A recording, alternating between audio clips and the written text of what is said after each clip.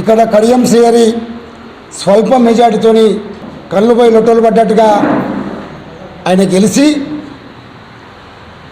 ఆయన అహంకార ధోరణితోటి కాంగ్రెస్ పార్టీ నాయకులను కానీ ప్రజాప్రతినిధులు కానీ బెదిరిస్తే భయపడేది లేదు అని కూడా మరి ఈ పత్రికా విలేకరుల ద్వారా కడియం శ్రీహరికి సూటిగా మరి తెలియజేస్తున్నాం. నియోజకవర్గంలో మా నియోజకవర్గంలో ఆయన గెలిచిందన్నది మేము స్వాగతించినాం. కేజీవీపీకి రాజవరం స్కూల్ విజిట్ చేసి అక్కడ మెనూ ఏందమ్మని అక్కడ ఉన్నటువంటి మహిళా టీచర్ని అడుగుతున్న సందర్భంగా అంటే ఒక ప్రభుత్వ ఉద్యోగిని వాడు అని సంబోధిస్తున్న పరిస్థితుల్లో మీ అందరికీ ఇప్పుడు కడియం శ్రీహరి ఆడియో మీ అందరికి పంపిస్తా. దీంట్లో ఉన్నది మీకు కూడా తెలుసు. నేను ఇక్కడ ఇప్పుడు వినిపిస్తా. కడియం శ్రీహరి గారు ఒక ఉద్యోగిని ఎడ్యుకేషన్ డిపార్ట్మెంట్లో పనిచేస్తున్న ఉద్యోగిని వాడు అని సంబంధించిన రికార్డు ఉంది, మీకు చూపిస్తా, మీకు పంపిస్తా.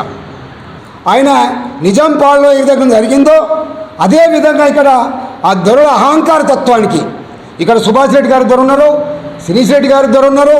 కానీ మర్యాదపూర్వకంగా మమేకంగా నియోజకవర్గంలో దొరలు రెడ్డిసు మా అందరితోనే కలిసిమెలిసి పనిచేసుకుంటాం.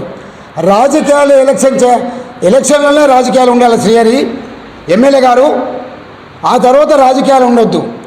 మీరేమో డివైడెడ్ బై పాలసీ చేస్తున్నారు, మేమేమో కూడికల్లాగా మేము కలిసిమెలిసి ఉంటాం. ఈ విధంగా మీరు మీ వ్యవహారం అది కరెక్ట్ కాదు, మార్చుకోవాలి.